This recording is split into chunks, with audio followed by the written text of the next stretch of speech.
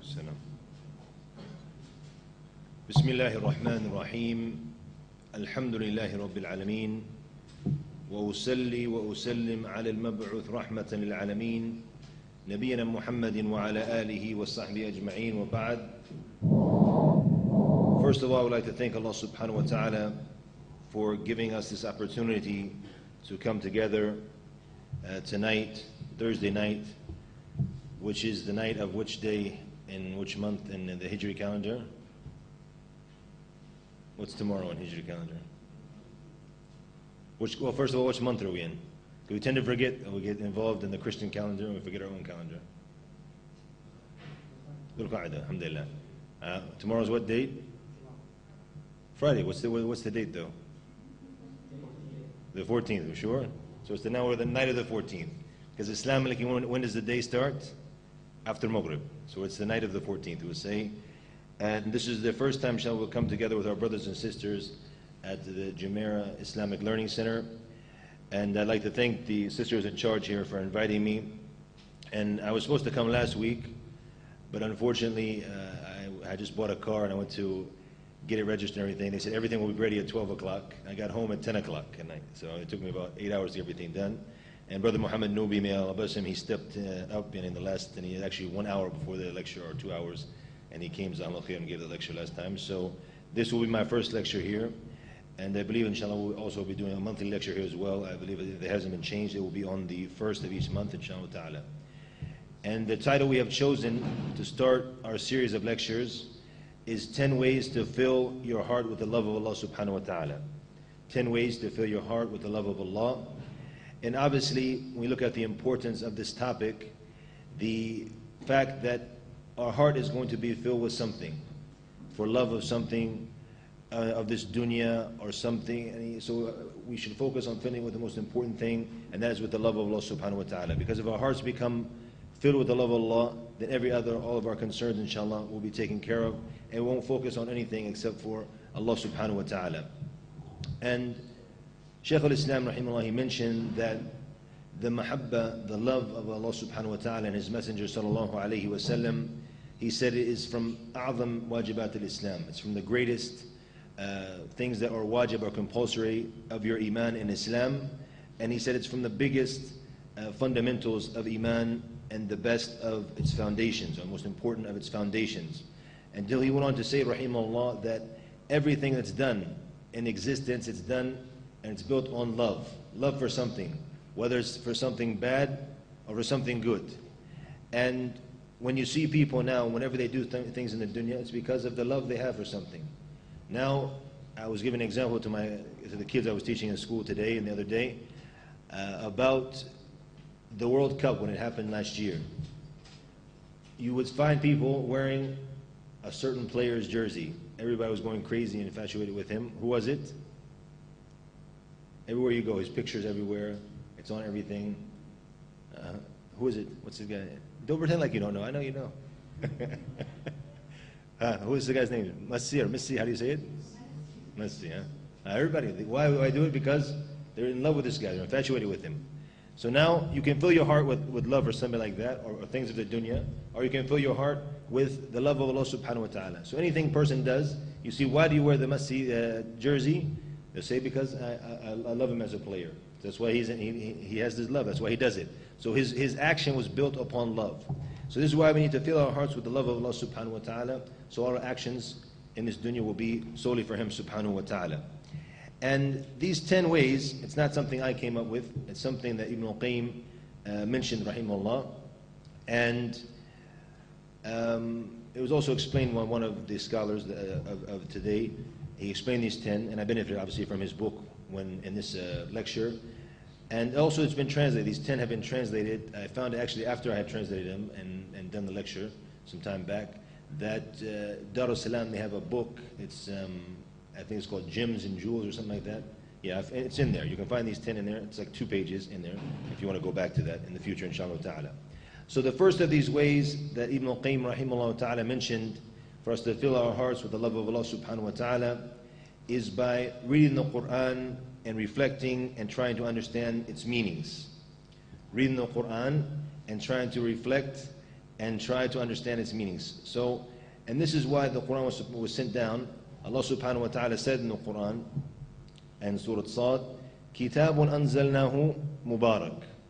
Why? Who knows the ayah? لِيَدَّبِّرُوا آيَاتِهِ وَلِيَتَذَكَّرُوا أُولُو الْأَلْبَابِ. So he said it was a book that was sent down, Mubarak, a blessed book, a book of blessing, a book of barakah. And today the Muslims, they focus on this a lot, alhamdulillah, still, that it's a book of barakah. You'll find now that when he comes to the Quran, you'll find him, kissing it, putting it on his forehead, because it's a book of barakah, it's a book of blessing. This is true. During certain times, you'll find him reading the Quran because it's a book of barakah, it's a book of blessings. Also, even sometimes you'll see he puts it on the dashboard of his car, mashallah, because it's barakah. Even some go to the extent where they put it where? On top of the television, on the receiver, for the barakah in the house. And he sits there and watches Showtime and NBC and these things, and he has the Quran in front of him on top of the receiver. Allah musta'an.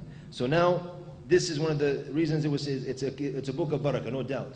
But the main reason it was sent down is for us to reflect on understanding the meanings. And Abdullah ibn Mas'ud radiallahu anhu, he said, whoever loves the Quran, then he loves Allah and His Messenger. Sallallahu alayhi wa sallam. Whoever loves the Quran, then he loves Allah and His Messenger. And the Quran, we are in need of the Quran in our lives. Because the Quran has what we need. It has hudan, it has guidance, and it has shifa lima fi sudur. It has a cure for what's in our hearts, from the diseases in our hearts. Allah subhanahu wa ta'ala says in Surah Fussilat, He says, قُلْ هُوَ لِلَّذِينَ آمَنُوا هُدًى وَشِفَاء. It is for those who believe a guidance and a cure for what is in their chests. So it cures the diseases we have in our hearts, shifa lima fi sudur, as Allah subhanahu wa ta'ala said in Surah Yunus. So this is one of the main things we gain from the Quran. We reflect on the meanings of the Quran. And Allah subhanahu wa ta'ala, He made not reflecting on the Quran. For those who just read the Quran or don't reflect on the meanings of the Quran, He made it an aib, a fault. And that's why Allah subhanahu wa ta'ala said in Surah Muhammad verse 24, أَفَلَا يَتَدَبَّرُونَ الْقُرْآنَ أَمْ عَلَى قُلُوبٍ أَقْفَالُهَا. Do they not reflect on the meanings of the Quran, or are there locks on their hearts? And the person who doesn't reflect, he's the one who has put the lock on his heart. He has chose to lock his heart, so the khair and the good will not enter it, because he's not reflecting on the meanings of the Quran. And when we reflect on the meanings of the Quran, this is one of the best ways, as the scholars mentioned, for you to understand the Quran. And you won't get true understanding unless you really reflect on the meanings. And to reflect on the meanings, obviously, it's very important, the Arabic language. Those of you who cannot speak Arabic, you'll never be able to have a true understanding of the beauty of the Quran unless you can understand the language of the Quran. And even when it comes to the Nahu, the Arab. And I give a small example always when I teach the students when we come to Surah Al-Asr. And in Surah Al-Asr, it's a small surah, but the meanings are very, very strong.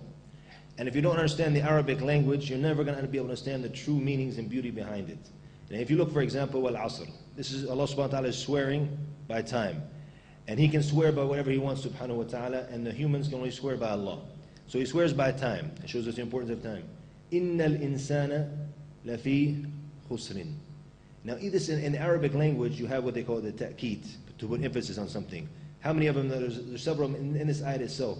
And when you understand this in Arabic, it shows you the strength of this ayat itself. But we'll just look at it as something very small if you don't know the meaning, we look at the translation. So we need to know the language of the Quran and focus on understanding the language of the Quran. Now let's go back to reflecting on the meaning of the ayat. Now, we could read, for example, a simple verse, خَلَقَ اللَّهُ السَّمَاوَاتِ وَالْأَرْضِ بِالْحَقِّ. Allah subhanahu wa ta'ala, He created the heavens and earth with truth. Does anybody have doubt about this? It's something simple, something basic. Hey, but what do you want to do? Now we read this verse, let's go and reflect on the creations of Allah subhanahu wa ta'ala to the heavens and the earth. When you go outside and you look at the sky, the moon, the stars, you look at the ocean, you look when you go to the beach, you reflect on the creation of Allah subhanahu wa ta'ala. This is what it's calling to do, reflect on His creation and all that's in the heavens and earth. When you start to reflect on this, it shows you the greatness of who? Of the Creator, of Al-Khaliq subhanahu wa ta'ala. So you focus on these meanings, when you focus on reflecting on the ayat. And then, when you focus on the meanings, it shows you the greatness of Allah subhanahu wa ta'ala. And this fills your heart, obviously, with the love of Allah subhanahu wa ta'ala, because He's the creator of all of these beautiful things we see in front of us. And this will call us, inshallah, to become closer to Allah subhanahu wa ta'ala and focus on filling our hearts with His love. only, subhanahu wa ta'ala. For the importance of the Quran and focusing on learning the Quran, the Prophet ﷺ used to encourage the Sahaba by saying to them, خَيْرُكُمْ مَنْ تَعَلَّمَ الْقُرْآنَ وَعَلَّمَهُ. That the best of you are the ones who learn the Quran and then taught it to others. So they would strive to learn the Quran. And we look at the danger of not acting upon what's in the Quran. They call it the hajr of the Quran, to actually boycott the Quran. There's several different ways of boycotting the Quran. It could be from not reading it. And this is, I think most of us, unfortunately, Allah musta'an, have fallen into this, where most Muslims, they barely read it. Or mashallah, they read it, Yawm al-Jum'ah, they read maybe Surah Al-Kahf. If they find some free time here and there, if they go to the masjid early by mistake, if they get there before, they didn't mean to get there before the Iqamah, but he got there that day, so he said, why not? Bismillah, open up the Quran and read it. And then in Ramadan, mashallah, tabarakallah, and he's very good in Ramadan. He's a Ramadan Muslim, mashallah. But other than that, subhanAllah, unfortunately, most of us don't focus on reading the Quran. So that's one way of making hajr, of boycotting the Quran. Another way, Ibn Qayyim mentioned maybe 5 other ways, and from that is not listening to, or the iman, which what comes in it. And obviously that can lead to kufr if you do not have iman and faith in what comes in the Quran. And also, after that, the second thing he mentioned was not acting upon what is in the Quran. That which is halal and haram in the Quran, we're not reading it for barakah to know it. So when Allah says, do this, don't do that, we're supposed to act upon it as Muslims. So if you don't do that, you're actually from the people who are making hajr, who have boycotted the Quran and not focused on benefiting from the Quran. And the third thing he mentioned, rahimahullah, was not ruling by what's in the Quran. And as you know, several ayat that you must go back to the Quran if you want to be a true believer, and you must act upon what's in the Quran and only rule by the rulings which is in the Quran and nothing else. The fourth thing he mentioned, and this is what the type we're talking about, is not reflecting on the meanings, making the hajr or the boycott of not reflecting on the meanings of the Quran and trying to understand the Quran. And the fifth thing he mentioned, rahimahullah, was looking for the cure in the Quran. The cure, whether it's from the cure for what's in your heart, by cure what's in your heart from the diseases of the heart, or even other diseases which are in the body as well. Because the Quran itself, it's shifa, not just for what's inside, but also for the body parts itself. And that was confirmed in the hadith of the Prophet ﷺ when the Sahaba, they made the ruqya, the person who had been bitten by the scorpion, and it cured him, the Surah Al-Fatiha. Ibn Qayyim, he mentioned in the beginning of a book, Da'wa Dawa, he mentioned himself that Ibn Qayyim, does anybody know where he's from, by the way? No, he's not from Egypt. Abdul Aziz. He's from the Syrian area, rahimahullah, in Sham. So he went to Mecca, and obviously a person, when he's in an area he doesn't know, he might not find the things he needs. In Al-Qayyim, he was actually a doctor himself, where he could make the herbal medicines and things like this. So he said, I couldn't find the medicines I needed, because obviously he knew where to go in his country, but he didn't know where to go in Mecca. So he said, I started to cure myself with Surah Al-Fatiha. And he said, I found in it the cure for several of the diseases that I had, or the problems he had in his body. So curing yourself is not just by reading it for what's in your heart, also for other diseases, pain in your body, what have you. And this is something I have witnessed myself as well. When you focus on it and you have the iman in it, inshallah, you will find the cure, bi'idhnillahi ta'ala. Ibn al-Qayyim mentioned something beautiful as well, which is, how can you, what are the ways to make it easier to reflect on the ayat? The ways to make it easier for you to reflect on the ayat. And he said the best way to do this is to imagine that Allah subhanahu wa ta'ala is talking to you when you're reading the ayat. You imagine this is Allah talking to you, and He is in doing this. He's talking to all of us, obviously, as Muslims. So you see, you hear that Allah subhanahu wa ta'ala, He's talking to you, He's commanding you. This helps you focus on the meaning which comes in the verses itself. This is the first point. The first way to fill our hearts with the love of Allah is reflecting on the meanings and trying to understand the meanings of the Quran.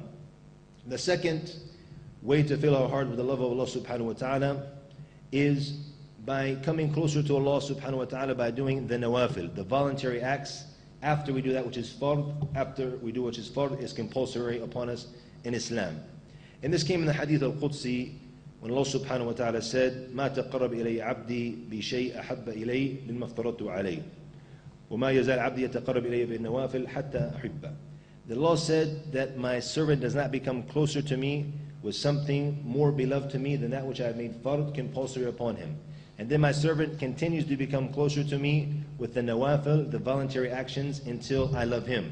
So now, with this action here, we're actually filling our hearts with the love of Allah subhanahu wa ta'ala. At the same time, if we do it, Allah will love us as well, subhanahu wa ta'ala. So it's a great reward, obviously.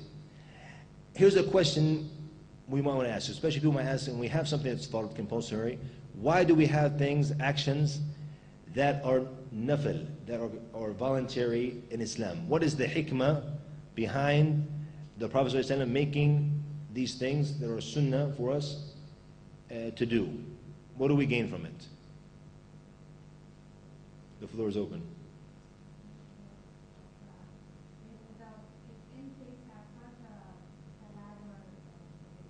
That's the first point. Good, I got it. So now the first one is if there's any shortcomings in our fard prayer or the fard action, you actually make it up by doing this. And that came in the hadith, the meaning of the hadith which came in Sunnah Majah, it's an authentic hadith, where also in the hadith al-Qudsi where he said, "Unzuru," and he's saying to the angels, Allah subhanahu wa ta'ala, "Hal li abdi min tatawwu'?" Does he have any voluntary acts so he can finish with it his fariḍah? He can finish with it his compulsory act. So this is the main thing, is that any shortcomings, a lot of them we have them now. Because when does the shaitan focus on reminding us things all the time? As soon as you say Allahu Akbar, he comes to you with the wahi, the revelation, he comes to you, it reminds you everything. And it could be important things too. It could be very, very important. So shaitan, he comes and he confuses in our salah all the time. So you feel our salah is never, most of the time it's not complete anyways. And unfortunately this is something that's happened to a lot of Muslims around the world where they don't focus on their salats.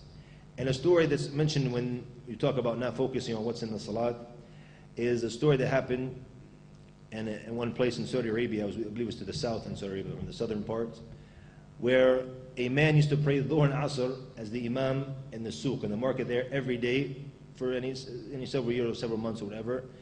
And he was the imam. Every time he came, he would pray Dhuhr and he would pray Asr, because that's the time he was in the market there. So one time for Salatul Dhuhr, they said that he had prayed only 3 rak'ats. So when he sat down, they started to, say Subhanallah, Subhanallah, and make him know he has to get up. He didn't move, he didn't budge. Subhanallah, Subhanallah, the whole masjid, Subhanallah. He didn't move. He said, Assalamu alaikum wa rahmatullah, Assalamu alaikum wa rahmatullah. They said, you only prayed 3 rak'ats, Sheikh. He said, no. He said, I prayed 4. They said, no, you prayed 3. He said, I prayed 4. And they kept going back and forth, 3, 4, 3, 4. So he got upset. He said, look, he said, I'm going to be honest with you, because I want to prove to you that I only prayed, that I prayed what? 4. He said, so you know, ever since I've been the imam, he said, as you know, I have 4 stores in the market here. So he said, every rak'ah, I go to each store, and I make sure, see, what do we need in this thing. So as I go over everything that's in the store in each rak'ah. He probably goes to the bigger store in the first rak'ah, and then when the store gets smaller, he goes to the next one after that. But anyways, he goes to all of his stores in each rak'ah. So this guy doesn't have no clue what he's talking about in the prayer, and he's the imam. And after that, subhanAllah, he's going to the dunya, to the stores. This is what shaitan does to us. He comes to us, and he starts to remind you things. And don't forget, he said, your wife has a doctor appointment tomorrow. And you forgot all about it. You would have been in big trouble if you went home and forgot about it. He reminds you. So it's important or not, because you would have gotten in trouble if he didn't remind you. But the goal is not so you don't get in trouble, so you'll lose the reward of the salat. So this is what shaitan does to us. This is one of the things that makes up for us any shortcomings. Also, one of the benefits is just like when you exercise. If you want to go for a jog now, or you want to do some push-ups or lift some weights or whatever, what's the first thing you do? A warm-up. You have to do the warm-up. You have to stretch out, and get a warm-up, and then you start. Also, when you go in, for example, into the prayer, you're coming from the dunya, so it's actually like a warm-up, introduction to the prayer, if you do the sunnah before it. And also, this is a way for you to start to forget about the dunya things, because the 2 rak'ahs, if shaitan attacks you in those more, it'll make your fard better. So it's also a warm-up for the fard prayer as well. When it comes to the people who are doing the sunnah and the people who are not, Allah subhanahu wa ta'ala, in Surah Fatir, verse 32, He made the Muslims into 3 categories. He made it clear that all Muslims are 3 categories. He said, فَمِنْهُمْ ظَالِمٌ لِنَفْسِهِ وَمِنْهُمْ مُقْتَصِدٌ وَمِنْهُمْ سَابِقٌ بِالْخَيْرَاتِ. From them is the one who is oppressing himself. How is he oppressing himself? What does he do? What does a Muslim do to oppress himself? Nobody? Huh? Committing shirk, khalas, he's a kafir, he leaves Islam. But that's the biggest, in the shirk al-dhulm al-azim. It's the biggest oppression is shirk, obviously, but you leave Islam. Somebody else mentioned it? By committing sins. The person who commits sins, I'm sorry, I keep hitting the microphone, because I use my hands a lot, but I'm trapped with the microphones in front of me, so you have to forgive me. The thing is now, the sins, and a person who commits sins, he doesn't do what Allah subhanahu wa ta'ala commanded him to do. He does what Allah told him not to do. So who is he harming? Is he harming Allah? He's harming himself only. And now on the day of judgment, even the mankind, you're harming yourself. The main person you're harming is yourself. Even if you harm other people, which you do, but the main harm will come back to yourself in this life and also in the hereafter. In this life, how? Because you will never find peace of heart and peace of mind if you're far away from the manhaj, the methodology that Allah subhanahu wa ta'ala told you to be on. And Allah made this very clear. He said, وَمَنْ أَعْرَضَ عَنْ ذِكْرِي فَإِنَّ لَهُ مَعِيشَةً ضَنْكًا. Whoever turns away from my remembrance, he will live a difficult or a miserable life. And this is the reality of the people who turn away from the remembrance of Allah. And then he said, أَلَا بِذِكْرِ اللَّهِ تَطْمَئِنُّ الْقُلُوبُ. Verily through the remembrance of Allah, hearts will be assured. So if you turn away from this, you're only oppressing yourself. The second category is the muqtasid. What does the muqtasid mean? Only the fara'id. He's staying away from haram. He's doing halal, but he's only doing the fara'id. He's not doing much more. He's doing what he's supposed to, alhamdulillah. He's not doing what he's not supposed to be doing, alhamdulillah. He's on khair, but he's just there in the middle. He's not going up and he's not going down to the other level. And the other one, Allah subhanahu wa ta'ala described him as being what? Sabiq bil khairat. Somebody who is racing to do good deeds. And sabiq, he's racing to do good. So this is what we want now from the Muslim, is he tries to do as much good as he can. He focuses on doing as much good as he can. And when you do this, as the Prophet said, he said that khairul a'mal, the best of the deeds are which ones? The ones that are consistent. Adwamuha wa inqal. That are the consistent ones, even if they're a small amount. So that's why a Muslim now, when it comes to his nawafil, he should have a consistent pattern. There are other things you can do, like to have a tashkil, to change the vibe, as we would say. To change it in different things. For example, today you say, let's go pray on a janazah. There's a famous masjid here, for example, in Dubai, where they always pray the janazah. I'm sure there is. You say, let's go pray on a janazah today, get reward. Let's go visit the sick people in the hospital. This is something new and something to get reward from. It's a good thing to do. And the Sahaba used to focus on doing these type of things. But you have, for example, your main routine. You have the rawatib, the 12 sunnah prayers. You have the adhkar, sabah al-masa, for example. You read a juz of the Quran. You pray in half an hour, qiyam al-layl or something like this. You have a certain thing that you never leave. You have to have this. And then you start to do other things to make it more interesting. And the scholars took that from this. For example, if you go now and look tonight in Hisn al-Muslim. Everybody knows Hisn al-Muslim, what do you call it, the fortress of the Muslim? Which is the small dua book. Look at the dua of istiftah, the opening dua you make at the salat. How many are there in the book? Several of them. What are from the hikmah of this is so you change it. You change the style. You don't get caught up in the same routine all the time. If you look, for example, the adhan. There's the adhan, which is the adhan of Bilal. It's the most famous adhan. You have the adhan of Abi Mahdura, also, which is in Sahih Muslim, where he did it in a different style. You study it in fiqh, inshallah, but he did it in a different style. So if one to change up, and obviously if you're in a country who won't let you do that, then you don't do it. But in a country where you're allowed to change it like that, you do that to change it up. The salam in the salat, the Prophet ﷺ used to say, Assalamu alaikum wa rahmatullah, Assalamu alaikum wa rahmatullah. But there are other ways, he would do it in different ways. I don't want to go in detail, I don't want to go too far off the subject. But there's other different ways you can find them in the books of fiqh. The point is to change up the style, to change the vibe, to make your ibadah more interesting. The third point, or the third way to fill our hearts with the love of Allah subhanahu wa ta'ala, is what? Constantly remembering Allah subhanahu wa ta'ala in all situations.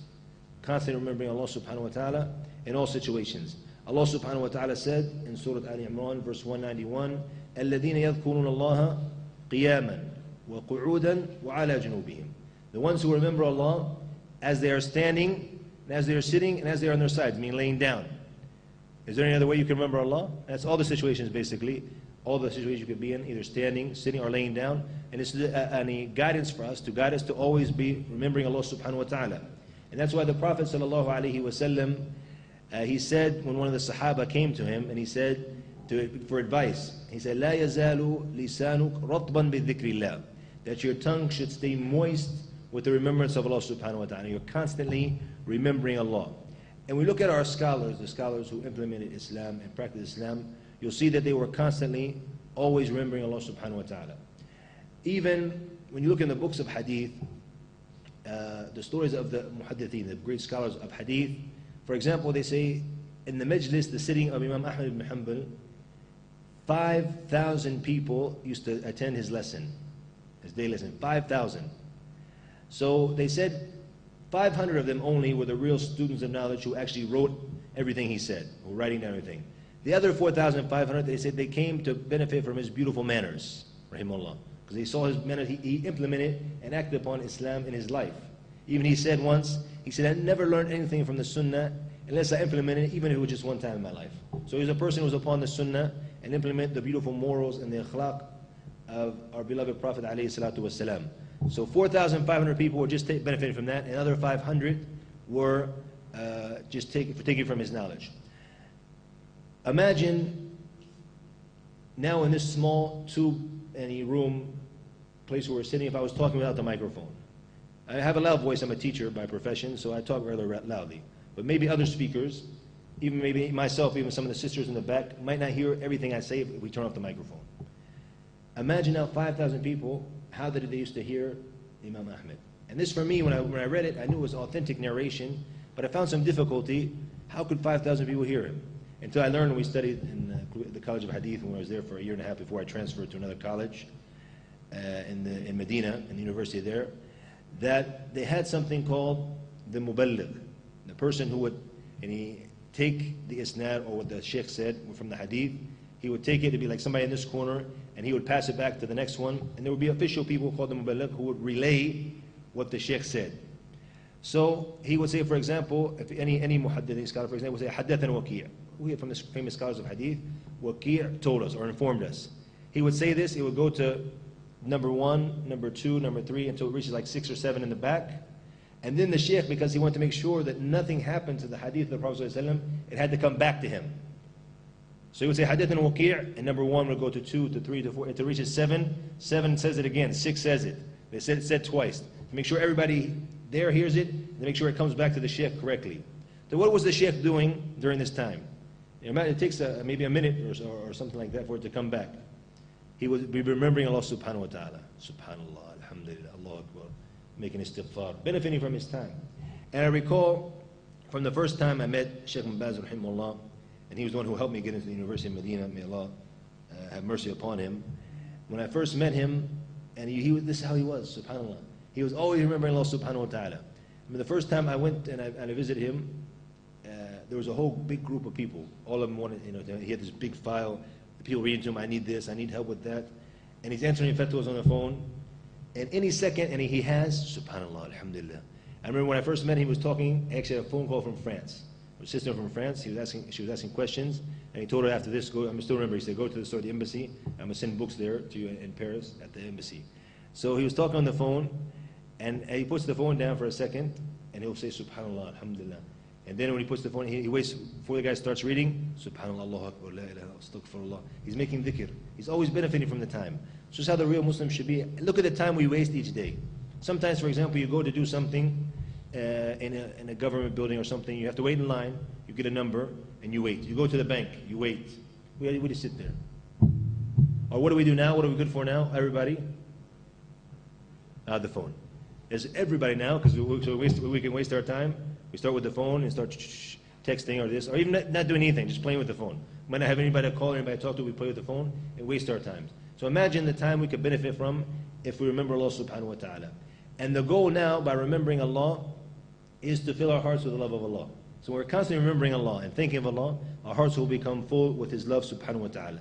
And you look at the status of dhikr, of the remembrance of Allah in the Quran, in Islam, Allah subhanahu wa ta'ala, He didn't just order us to remember Him, He ordered us to remember Him a lot. If you look at the Quran, when Allah subhanahu wa ta'ala says, for example, in Surah Al-Ahzab, He says, يَا أَيُّهَا الَّذِينَ آمَنُوا اذْكُرُوا اللَّهَ ذِكْرًا كَثِيرًا. He says, oh, you who believe, remember Allah, not just remember Allah, ذِكْرًا كَثِيرًا, a lot of remembrance. And then He said also in Surah Al-Jumu'ah, verse 10, وَاذْكُرُوا اللَّهَ كَثِيرًا لَعَلَّكُمْ تُفْلِحُونَ. So if you want to be successful, He said what? If you want to be successful, اذْكُرُوا اللَّهَ كَثِيرًا, remember Allah a lot. And then he described the dhikr as well, subhanahu wa ta'ala, as being akbar, as being the greatest. وَلَذِكْرُ akbar, it's the greatest thing. Why is it the greatest thing? Because all of the other acts of worship in Islam, what's meant by them is the remembrance of Allah subhanahu wa ta'ala. Even from the names of the salat is a dhikr, it's a reminder. The salat is to remind us of Allah. And the hajj, and the siyam, if you go back to the verses in the Quran, you'll find also وَلِتُكَبِّرَ اللَّهَ عَلَى مَا هَدَاكُمْ, and these type of things. So you want to make the dhikr of Allah subhanahu wa ta'ala. This is the goal behind all of these acts of worship, is the remembrance of Allah. So through the remembrance of Allah, inshallah ta'ala, we will find, inshallah, we'll fill our hearts with the love of Allah subhanahu wa ta'ala. The fourth way to fill our hearts with the love of Allah is by preferring that which Allah loves to that which our desires and our lusts want to do when they get the best of us. Our loves and our desires, when they get the best of us, we prefer that which Allah loves to that which our desires love. And all of us have desires. Every human being has desires, and these desires can lead you obviously to that which is haram, obviously. So when a person comes to and this is the big test, because as they say, actions speak louder than words. So all of us say we love Allah, and we love the Messenger sallallahu alaihi wasallam, and this we say it on our tongue. All Muslims say it on their tongues. But when it comes to the reality of it, and we look at the situation of the Muslims, we don't see it in actions. So if you're honest in your heart with the love of Allah and the Messenger sallallahu alaihi wasallam, it's going to show in your actions. So now, when we're sitting down or watching, for example, football or something on the TV, and the adhan goes, and it's time for salat, and it's like, it's tied 1-1, and it's like 70 minutes and 20 minutes left. What are we going to do? It's very, very difficult, because what do you, in your heart, you love salat and you love Allah, you do, and you want to stay, you want to see the end of the match. It's a very, very important match to you. So now to get up and go is difficult. Now, when you want to follow the sunnah of the Prophet sallallahu alaihi wasallam, any aspect in life, it might be difficult to do. For example, a man wants to grow his beard or something like that, because now the society, you look strange, you look this. The Prophet ﷺ, he said that Islam started strange and it will return strange. So tuba lil ghuraba, tuba, which is in the Jannah. So this is that the Jannah will be for those who are from the strangers. Anyways, the point is that when it comes time for that which your desires want and that which Allah wants from us, which one do you put in front? If you start putting in front that which Allah and He wants from us, then inshallah your heart will start to become full with the love of Allah subhanahu wa ta'ala. And Ibn al-Qayyim, rahimahullah, he's the one who mentioned these 10 points, and we keep mentioning also his explanation from him, because his books are very beneficial in this. He mentioned that there's 3 ways for us to be successful when it comes to fighting off our desires, when it comes to the situation. And he said the first thing is you have to defeat the desires of yourself. You have to defeat it, because it's a battle. It's a battle. You're either going to go to Jannah or you're going to go to the hellfire, one of the two. This is the dunya. Just like when you were in high school or you went to college, you have to strive to be successful. If you want to get into a good college, what do you have to do? You have to study. If you want to graduate from the college, you have to study. It's a battle. Also, your life in this dunya, it's a battle because you're being tested. So you have to now defeat. You're at war. You have to defeat the desires of yourself. After that, you have to go against the desires of the people. Second thing is to go against the desires of the people. Because what do the people want you to do? What do people want you to do? They want you to be on the sirat al-mustaqim and do good deeds and stay away from bad deeds. They want you to follow them and their shahwat and their lust. They want you to be with them. Now if somebody starts to practice, what are you doing? Don't be an extremist. I want to pray 5 times a day. I have a beard. Don't be an extremist. What am I being extreme? I want to look like the Prophet ﷺ, and I want to pray 5 times a day. What's extreme about that? SubhanAllah. Oh, it's too extreme. And they say, khalik flexible. Be flexible, huh? SubhanAllah. This is what they want. Alhamdulillah, what's wrong with what we're doing? We're not being any... So this is the thing. You have to go against, because the people are going to call you. The people are going to call you to evil, so you have to go against their desires. That's the second point. The third point is the mujahidah, that you have to strive against shaitan and his followers, because obviously they want to pull you with them, as it's going to come into the hellfire, so we have to strive against them. These 3 points, I think they're very important. So I want to stop at each point a little bit to explain it. The first one is that you strive against your own self and in your own desires. it was said to Al-Hasan al-Basri, rahimahullah, Ya Aba Sa'id, Ayyul jihad afdal? It was said to Abu Sa'id, his kunya, which form of jihad is best? And he said, jihadik hawak, or for you to go against your waging jihad or striving against your own desires. He said, this is the best type of jihad. And that's why Ibn Taymiyyah, rahimahullah, he said that the asl, the origin of jihad itself, is for you to defeat yourself. And then he said, how can a person be successful in defeating the enemy on the battlefield if he can't even defeat himself to do that which is fard and to stay away from that which is haram? He won't be successful. And that's the problem with the Muslims today, because we see what's happened to our brothers around the Muslim world, but unfortunately we can't do anything about it because we're so messed up ourselves and we're following haram and not doing halal, so we're not successful. It's a ibtila, it's a test from Allah subhanahu wa ta'ala. May Allah forgive all of us. طيب, now we talked about the mujahid, that we strive. You have to strive. In Islam, obviously you have to strive if you want to be successful. Here's some interesting points that Ibn al-Jawzi mentioned, rahimahullah, about how to be successful when it comes to the mujahidah, to striving against your own self. He said, first of all, is for you to think and to reflect and to remind yourself that humans were not created for this quick amusement or fun and games. Why we were created? For the worship of Allah subhanahu wa ta'ala. That does not mean that we cannot have fun as Muslims. Alhamdulillah, we can have fun, but it's not the goal we were created for. And there's the problem now is that people, they want to have fun and games all the time and laugh and joke, and they don't want to have any ibadah, any worship. So worship is why we're created. But we can also have fun and games as well as we go through life. But it's obviously in the field that's halal, obviously. So the first thing we remind ourselves is it's not why we were created. Especially if it's something haram, obviously, you must stay even farther away from it. He said, secondly, think about the dangers and the ill effects of following your own desires. Now, if somebody, for example, were to go to a Western country or even in a Muslim country and study in a university. When you go to the university, if anybody ever studied in the Western university, here in the room here? Yes or no? Huh? Where at you studied? In France. Anybody in this? UK. Okay, maybe the UK is like America, but I'll speak about America, what I know. In America, the kids, they go to university when they're 18 years old, and this is the first time they've ever been away from the eyes of their mothers and their fathers. So they go there and they party. They just get drunk like crazy for about 3 years, and they come to the 4th year, all of a sudden oh yeah, we're about to graduate, so we have to know something about what we're about to get a degree in, so they buckle down for the last year. So if a Muslim were to go be into this type of environment, everybody's getting blasted, getting drunk night and day. Is it easy for a Muslim to, it looks like they're having fun anyways. So is it easy for a Muslim to say no to this type of, if he's in this environment? It's not easy, and we'll be honest. But Ibn al-Jawzi here, he's saying, think about the ill effects. Think if you were to drink alcohol. First of all, it's displeasing to Allah subhanahu wa ta'ala. The ill effects, why is it called al-Khaba'ith? All of the things you can do because you lose your aql, you lose your mind, your sanity. So if you start to do things, you're not going to even know what you're doing. How many people have killed people in car accidents? People have done things to their own family members and stuff like that because they're drunk and they don't know what they're doing. This is why it's haram in Islam. The third thing he mentioned is the person who is sane.